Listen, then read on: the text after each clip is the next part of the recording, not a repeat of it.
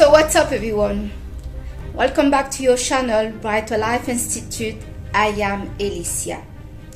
I wanted to talk to you today about something that I noticed about myself and that I wanted to share with especially the people that have the personality of INFJ out there. I realized that the capacity of the personality of the INFJ to share and feel the emotion and the feeling of others is a very good one, but it's also a very dangerous one, because this share of feeling is not just feeling of joy and positive emotion, but it's also the capacity to share in a full blast the pain of another. And this pain of another is not just another that is alive, it can be also from a situation in history, and feeling in real time the pain that a person or a group of people have suffered. This is hell truly for an INFJ, and it is extremely dangerous. Yes, the great capacity between humans to understand each other feeling, struggle and pain is one that is important.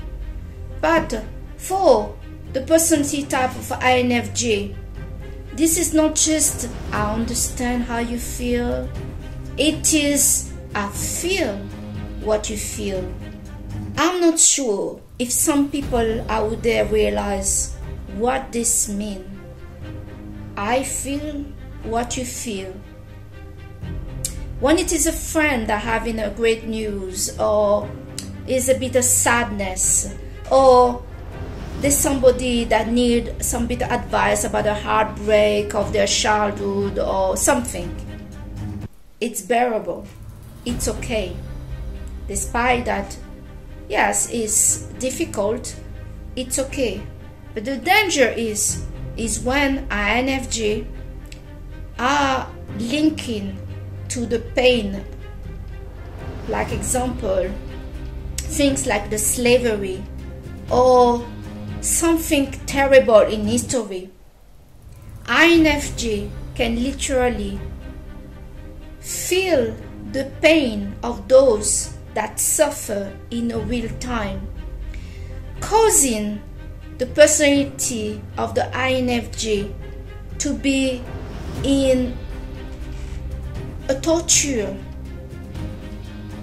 It is not just in the mind, the body is reacting to the pain felt by the group or the person that the INFJ is linked with.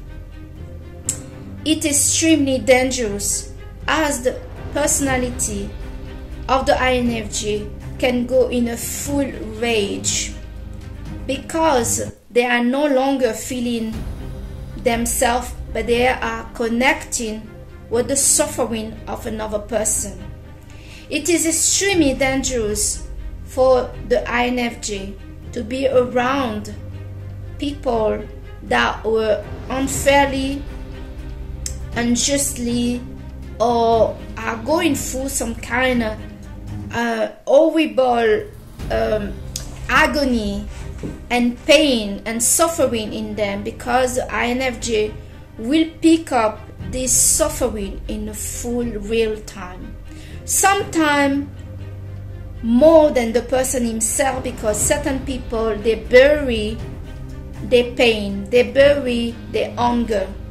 INFJ will feel this feeling and emotion and pain into them, and this is agony.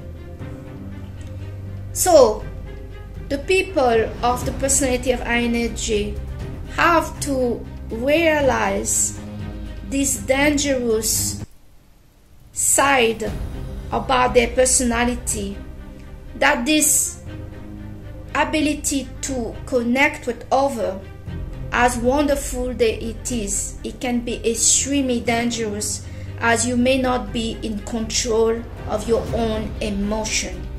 You could be driven and agonize for the pain that a person or a group of people went through. So it's very important for the personality of the INFJ to take some space to breathe, and when they come across somebody that is full of pain, that they pull away from that person, that they go to some acupuncture, massage, listening some music, changing the environment, because they may not be able to control the emotion that is not theirs. INFJ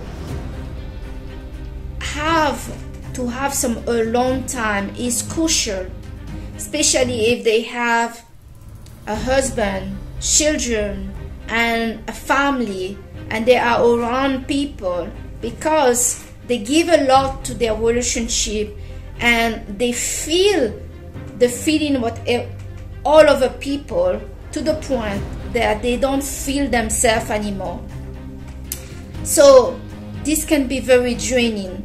So for an INFJ, more than anything, they must organize some alone time for themselves in order to reconnect with who they are and not to be driven by the emotion and feeling pain and need of everybody else. INFJ can be so focused on filling out the need of everybody they care for and the people around them, even some stranger that pass by, that they can forget to take care of themselves.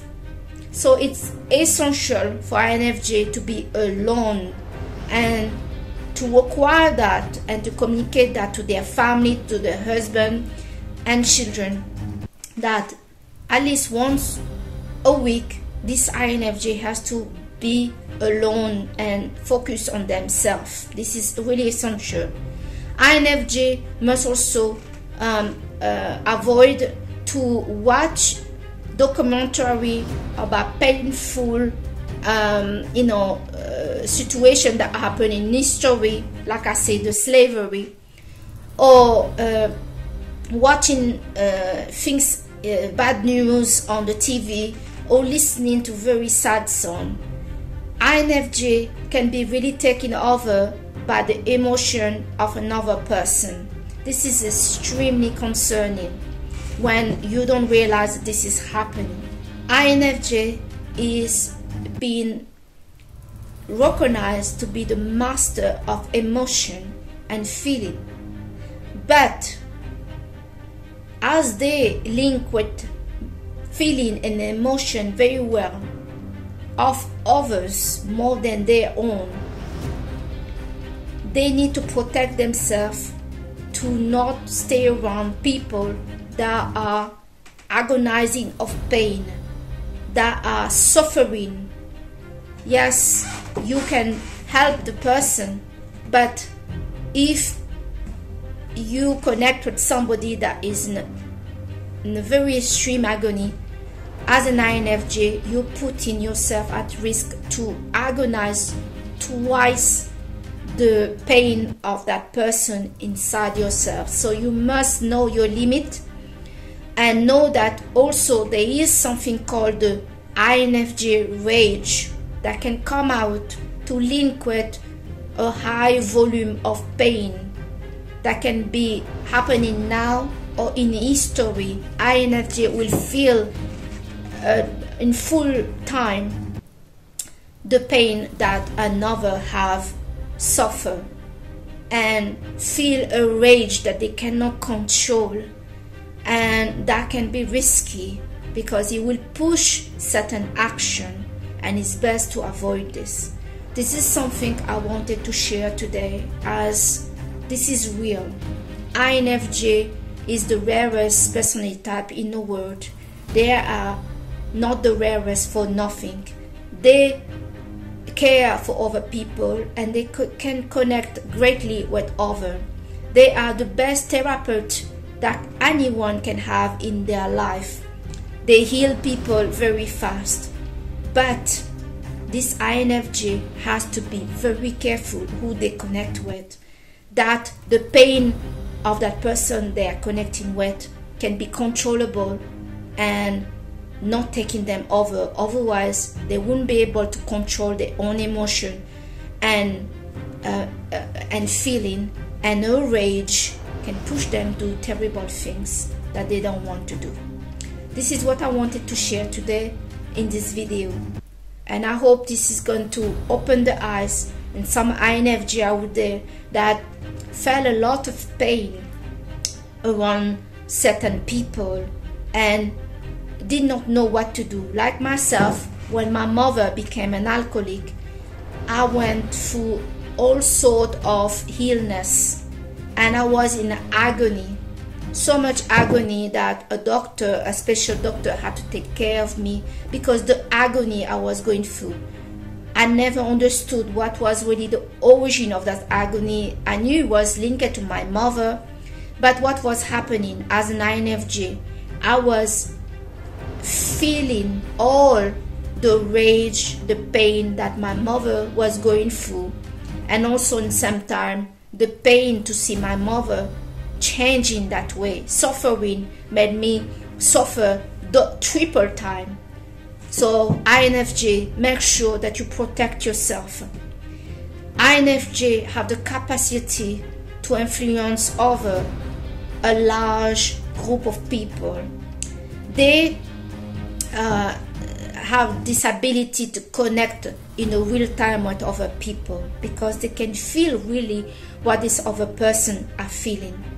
They also have an extraordinary power of energy that they can move in a situation, and they can rise up a certain situation if they are driven by rage and the seek of justice.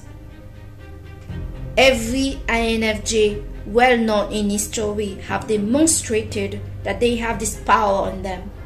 This power has to be protected, to be used for the justice, for the right, for the light, and not to be driven to be manipulated by an identity that is suffering and that is motivated by the wrong kind of action that they want to do to others.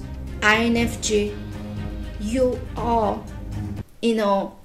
sensitive to positive and negative feeling and emotion of others, and the pain is one that you need to evaluate. Can you handle this pain or not?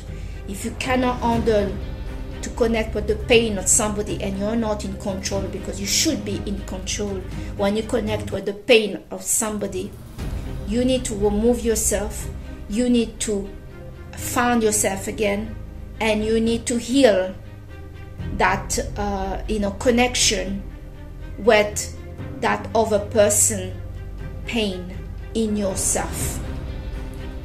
I hope that this video is going to help some of you.